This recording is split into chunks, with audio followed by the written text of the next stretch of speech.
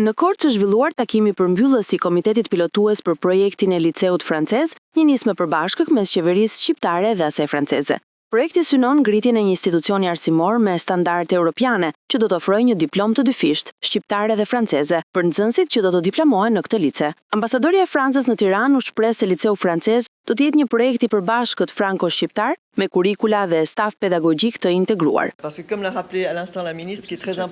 Sot jemi mbledhur për takimin përmbyllës të Komitetit Pilotues në lidhje me projektin e Liceut Francez. Ky do të jetë një projekt i përbashkët franco-shqiptar, kurikula do të jenë të përbashkëta pasi është bërë një punë e madhe për ekuivalentimin e tyre nga ana e ekspertit francez. Stafi pedagogjik do të jetë gjithashtu i përbashkët, me profesor francez dhe një pjesë shqiptare, si dhe me një diplomë të dyfishtë. Nxënësit që do të diplomohen në këtë lice do të kenë si diplomën e maturës shqiptare, ashtu edhe ekuivalentin e maturës franceze, dhe në këtë mënyrë ata do të mund të vazhdojnë studimet në universitetet më të mira të Evropës. Ky është një lajm shumë i mirë. Falenderoj ministren dhe të gjithë partnerët lokal. Ashtu siç e dini, kemi një vit që po punojmë së bashku me ekspertin francez, por edhe me institucionet e tjera publike për hapjen e Liceut Francez. Është bërë studimi fizibilitetit i cili është dorëzuar. Duhet falenderoj qeverinë shqiptare për angazhimin dhe jam e bindur se do të shkojë drejt finalizimit në shtator të vitit 2027.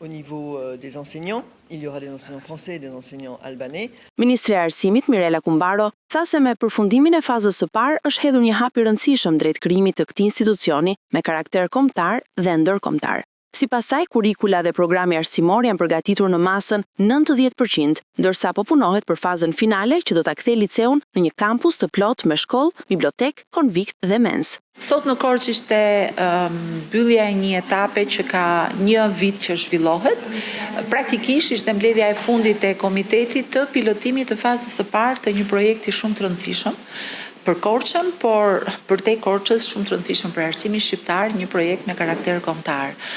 Projekti që ka të bëjë me ngritjen, ndërtimin, organizimin dhe hapjen e Liceut Francez, që do të jetë një shkollë me karakter kombëtar dhe ndërkombëtar, sepse synimi është që Liceu Francez të përfundoj me 2 diploma për nxënësit që do ta frekuentojnë. Maturën shqiptare dhe ajo që quhet bakalaureati francez ose matura franceze.